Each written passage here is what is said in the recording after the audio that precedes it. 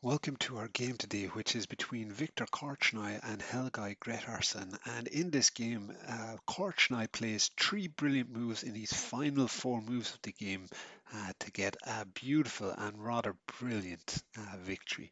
So, how many of the brilliant moves are you able to find? Well, let's go through the game and see what you can find. The game began with d4, d5, c4, c6, knight f3, knight f6, e3, bishop to f5 and knight to c3 by Korchnoi, who's playing with the white pieces here. We get e6, knight to h4, attacking the light square bishop, and then we get bishop to e4. And in the game, Korchnoi plays f3. But this is a little trap here by Gretarsson because if you take here with the knight and after the pawn takes back, you might think with white, well, here is a pawn that I can attack. Why don't I go here to try and attack it? And if you done that, you would actually lose your knight because it would have no squares left to jump to. So a little trap there by Gretarsson, but Korchnoi doesn't fall into it. He plays f3, and after f3 we get g6, uh, queen to b3, and we might know this if you played London position. This is a somewhat familiar position for you, where you trade off the queens here to open up the file for your rook.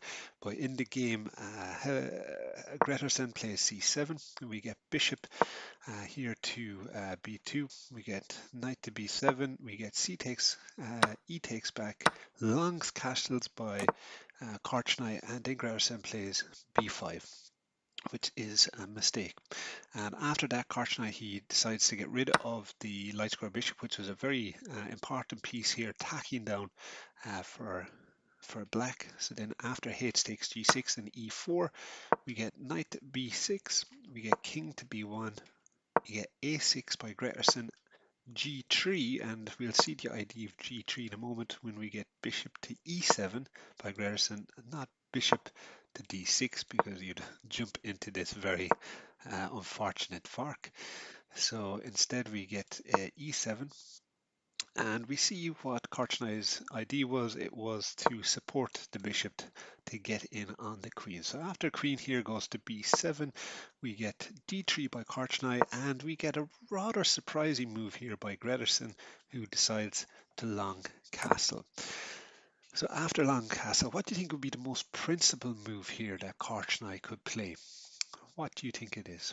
I'll give you a moment. Well, in this position, Korchnoi plays rook to c1, which of course lines up the rook with the king, and because it's lined up, that means you now have sacking opportunities on these pawns that are involved in the protection of the king. So you'd have to set it up, but certainly very worrying position. Gretarsson has just long castled himself into a whole lot of bother. Let's see how Korchnoi takes beautiful advantage of this. So here Gretarsson plays a very good move actually, knight to c4, thinking, well, this is going to stop any of the potential, sacks on the pieces. But we get e takes d5, c takes d5, which is a mistake. And here we go. The scene is set. Korchnoi has four moves left in the game. Three of them are brilliant, and this is the first of those three brilliant moves. So can you find Korchnoi's first brilliant move? I'll give you a couple of seconds. Well, he plays in this position the wonderful knight takes d5, brilliant move. And in the game, he decides to Gretarsson take back with the queen to d5.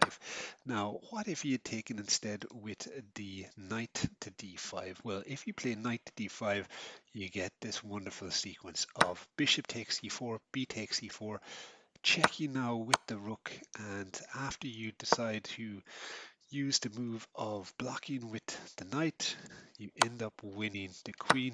And not only do you win the queen, you get this rather wonderful position where after a little bit of tricky moves, queen to c8, rook to d8, queen to c5, rook to d7, you can trade off your queen, and of course you trade off your rook for the bishop, and if you take back with the rook, it's mate in one. So really wonderful stuff here by Korchnoi. In the game, we get queen to d5 as we saw.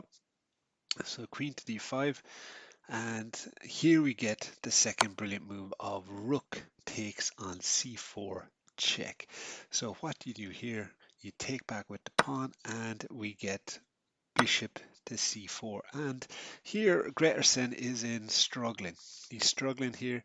He decides to go queen to b7 because queen to b7 looks like you have to trade. You're going to have to move the queen or trade it off.